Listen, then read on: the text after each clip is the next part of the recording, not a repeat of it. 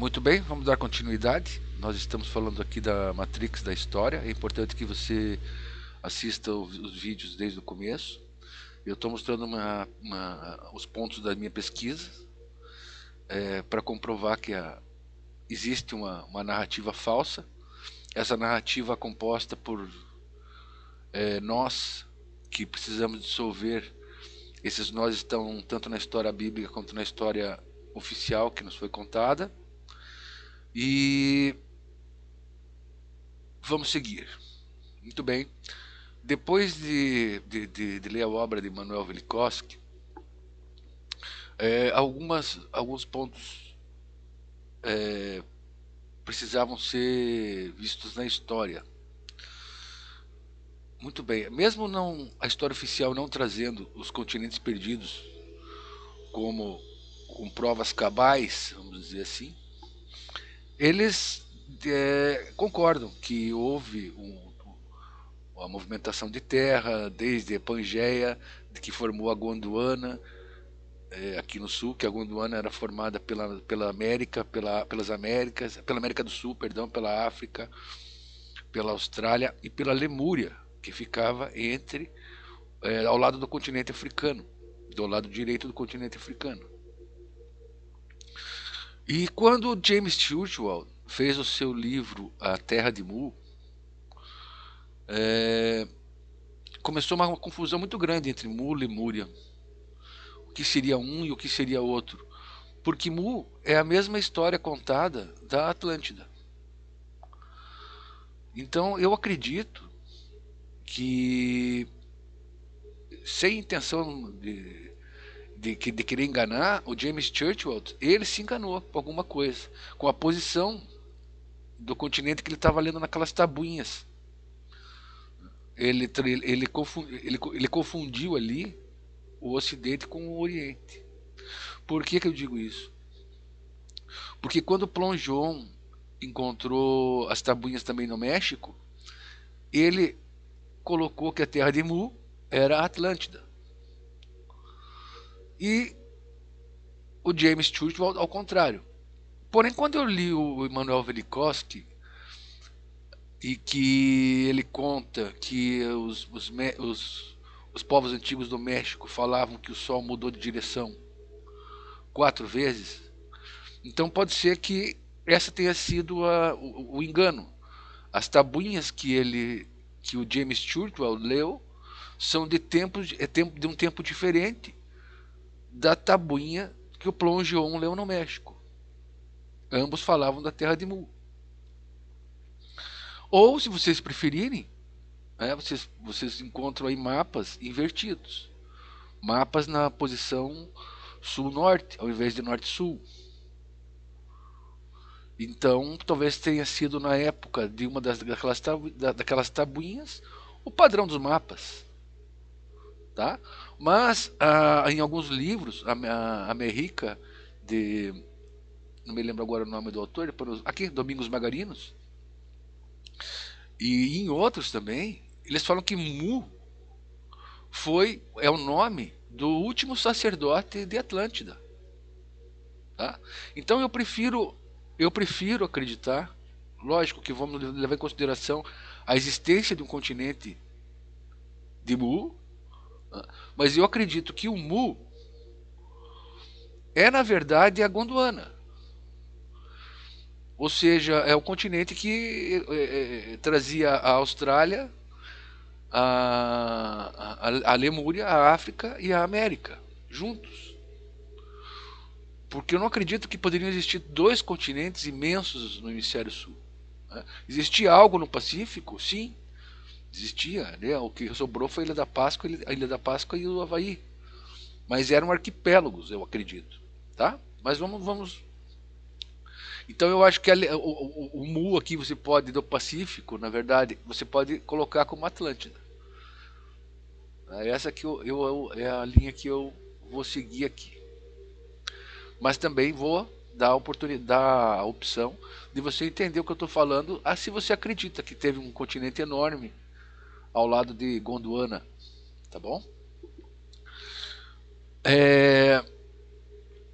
Um outro ponto da história que não está bem delineado pelos historiadores e que Velikovsky também coloca junto com o próximo ao cataclisma de Atlântida, só que ele coloca o cataclisma de Atlântida na idade do êxodo atual, né, 6.000 anos. Você percebe que esse colapso da idade do bronze, todos os povos da região do Mediterrâneo Oriental ali foram dizimados ali. Tem muita destruição, muito fogo, e várias civilizações ali tiveram seu fim, né? Então é interessante que vocês façam a leitura da questão do colapso da Idade do Bronze, e vocês vão ler aqui que houve uma destruição muito grande dessa região ali. E essa destruição realmente só pode ter sido causada nesse período, né? Depois vieram os povos do mar, que atacaram aquela região ali. Quem que eram os povos do mar? Eu acredito que os povos do mar eram sobreviventes desse grande cataclismo que se uniram e tentaram ocupar uma outra terra ali, porque a terra deles foi afetada de alguma forma por esse cataclismo, tá?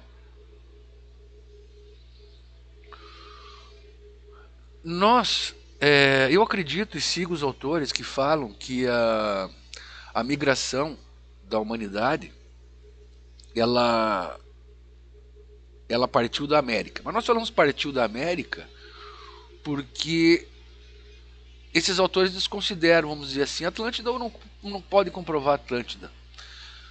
Porém, a América do Sul era território Atlântico já. Era uma das ilhas, das 10 ilhas Atlântidas. E foram os que restaram aí também desse cataclisma. Porém, esse Domingos Magarinos, esse autor, e o Florentino Ameghino, um argentino, eles falam da antiguidade da América, tanto em termos geológicos como em termos de humano. Que a civilização teria começado na Gondwana, né? Ou seja, em Mu realmente ali, naquele período, mas não uma civilização avançada. A dedução deles é que se as terras da América eram as mais antigas, né, assim como as terras da África e as terras da Austrália, a vida teria começado aqui também, né? E é uma coisa bastante lógica, inclusive esse Florentino Ameghino não foi contestado, tá? Não conseguiram contestar as descobertas dele ali, do homem na Patagônia, da antiguidade toda. Eu tenho o livro físico, são 2 volumes, a gente pode depois também fazer um trabalhinho em cima dele. E esse America aqui depois eu forneço também para vocês, é muito interessante, muito interessante. Quem fala sobre isso também é Alexandre Braghini. Alexandre Braghini, ele era um militar russo que servia ao czar. Aí com a queda do Império Russo, ele foi morar na Europa e depois ele veio para o Brasil. E ele comenta também que as primeiras terras a se levantarem no planeta foi o Planalto Central brasileiro. E que era um dos mais antigos.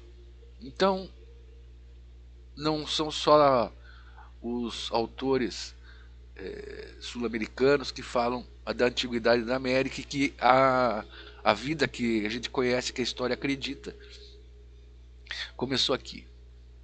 Nós tivemos também Bernardo de Azevedo Silva Ramos, no começo dos anos de 1900, 1920, por ali. Ele era filho de um seringueiro e se encantou ali pelas inscrições que ele via nas matas e levou a vida dele tentando decifrar.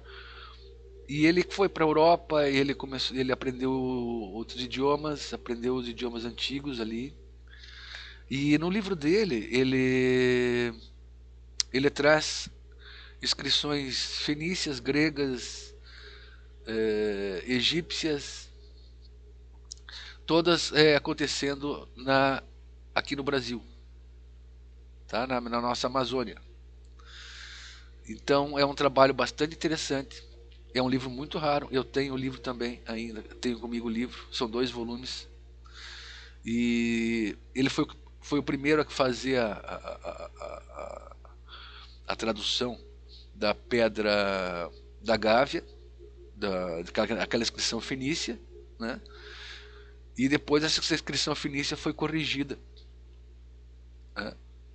Depois eu comento para vocês isso, qual é a correção que foi feita ali. Bom, se nós temos problemas com relação à história narrada, e se eles, vamos dizer assim, que eles querem nos enganar, querem nos ocultar, é fato que deve haver na história narrada pontos que nós vamos ter que descartar, pontos que nós vamos ter que contestar, porque eles não iam fechar um sistema baseado na falsidade, baseado na mentira, com verdades. Então nós temos que identificar esses pontos que não são verdades dentro da história. E um dos pontos é essa antiguidade do homem aqui na América. Mas será que esse engano a gente consegue entender melhor olhando os mapas? Aqui nós temos o mapa de Piri Reis, tá? Eu tirei um print dele, só da parte superior. E depois aqui nós temos o mapa de Urbano Monte, tá? Que são os mapas assim mais antigos ali que nós conhecemos. Muito bem, o mapa de Piri Reis, se você perceber, ele foi cortado para que nós não sabemos o que tinha aqui para cima, né? Na Europa, como era a Europa naquela época, o que tinha no meio do Atlântico aqui, porque isso daqui é um ponto de medida. Se tem esse ponto de medida aqui, pode ser que eles queriam encontrar onde é que era o meio do oceano realmente, né? Não posso afirmar, mas pode ser também que existia uma outra terra aqui que eles queriam esconder de nós. E visivelmente não foi um mapa que foi rasgado aleatoriamente. Pelo corte nele aqui você percebe que ele foi retirado o hemisfério norte. Então nós não temos a certeza de que na antiguidade o hemisfério norte teve essa constituição que nós temos. Mas o mais importante é isso, você perceber que foi nos tirado isso. Foi nos dado o mapa de Piri Reis, mas metade dele, tá? Então nós não sabemos. Analisando o mapa de Urbano Monte, você começa a perceber algumas coisas estranhas também. Verifique o selo de Urbano Monte. Ele traz aqui algumas datas que não correspondem ao que está escrito ali. Mas vamos ver melhorzinho aqui. Vamos ver se eu acho aquele maior. Muito bem. Peraí, deixa eu ver se eu tenho as outras imagens aqui. Não tem. Mas vocês podem ver aqui que está invertido, né? Está em italiano. É um D-A-N-N-I. Do ano. Aí tem esse aqui. 45. Certo? Do ano 45. Quando o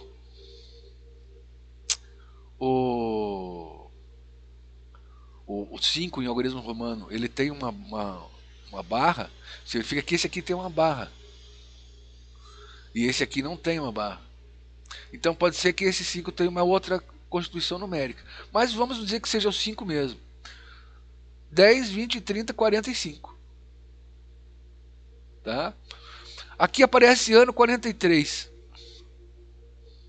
Aqui eu acredito que seja a idade de Urbano Monte que ele colocou aqui, tá? Esse ano 43. Mas o que me causou 45, né? Da onde que tiraram esse ano? É um ano de 45. Daí, você olhando a data do mapa, sem esse selo em cima recortado aqui,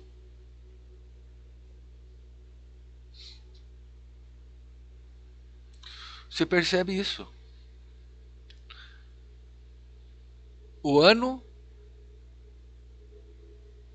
1587. É uma letra I aqui. Será que aqui não eram 2 zeros? Será que essa data não foi alterada? Verifique a letra que está sendo colocada aqui, o algarismo, o jeito do algarismo ser colocado, a tinta da caneta. Né? Então me parece que, descaradamente, eles querem realmente nos esconder o tempo que nós estamos e o mapa em que nós estamos ou tínhamos, na verdade. Da mesma forma, você nota um borrão aqui no final. Certo? Essa parte aqui, ó, que fala do ano da natividade, do nascimento do nosso Senhor, ele está rasurado aqui e a tinta também está diferente. Vocês podem encontrar esse mapa facilmente na internet aí e tirar o print e ver do que se trata isso, tá? Aqui eu repeti a imagem, tá? Aqui é uma imagem de um edifício antigo de Nápoles, acredito, né? Nápoles, deve ser de Nápoles, Itália.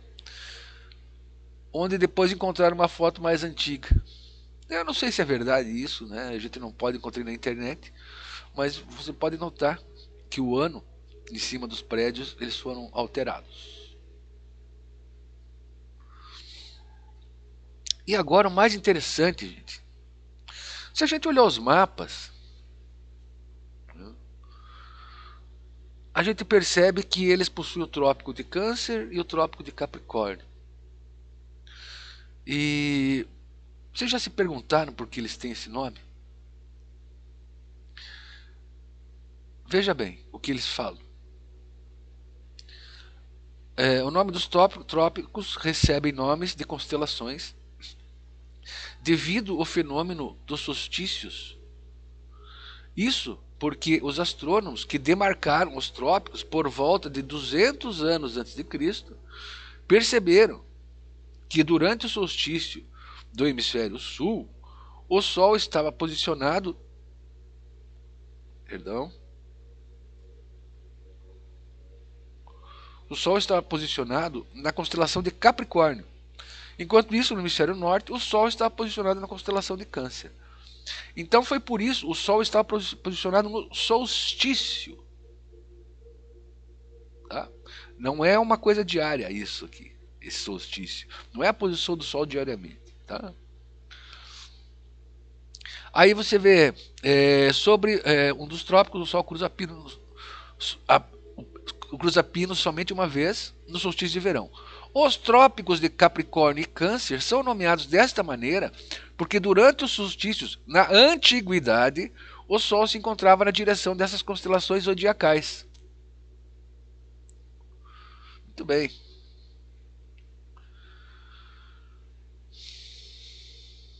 Então, nós vamos ver aqui as constelações zodiacais. Na verdade, existe uma grande diferença entre astrologia e astronomia. É que a astrologia ela divide o céu em tempos iguais, certo? E esse é o caminho que o Sol percorre no, né, dentro dessas constelações aqui.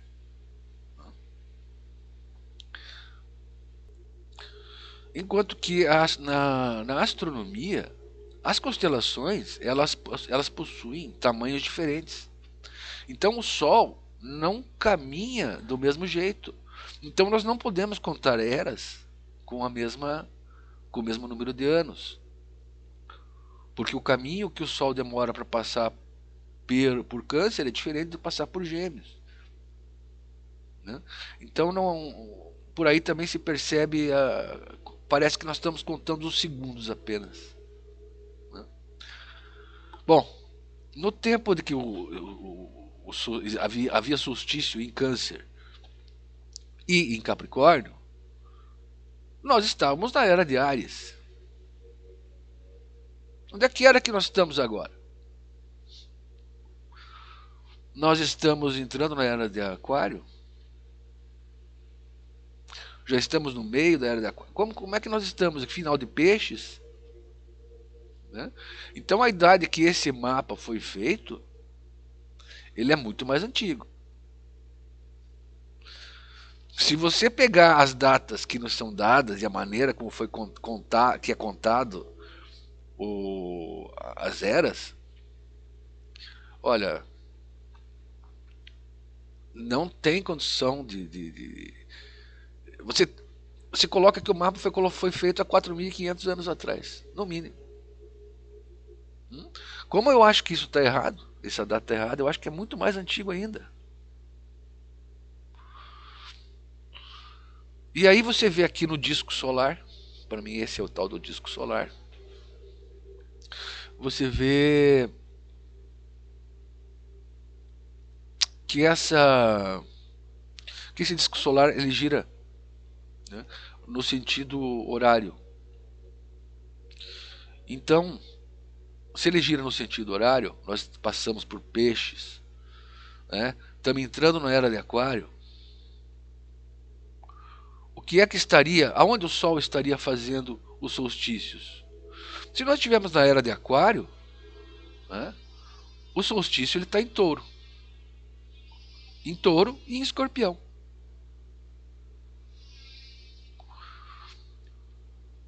E o solstício em Touro, ele me lembrou uma imagem histórica, que é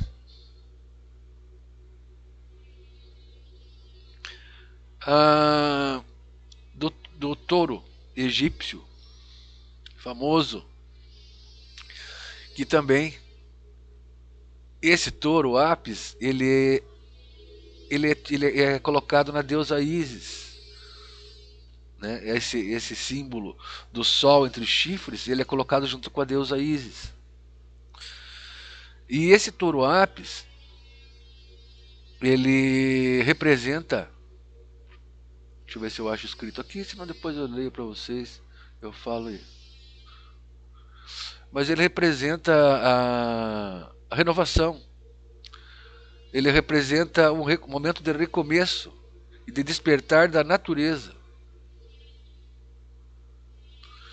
E também falam que seria a volta de Atlântida. Não sei dizer. Eu acredito que seja realmente alguma coisa que os egípcios queriam marcar nesse período em que o Sol estivesse fazendo solstício em Touro, né, como um fim e um recomeço. Tá? Pode ser isso. Pode ser isso. Agora, os mapas, eles foram copiados de mapas muito antigos. E você percebe isso ainda mais se a nossa contagem de tempo, de eras, estiver errada.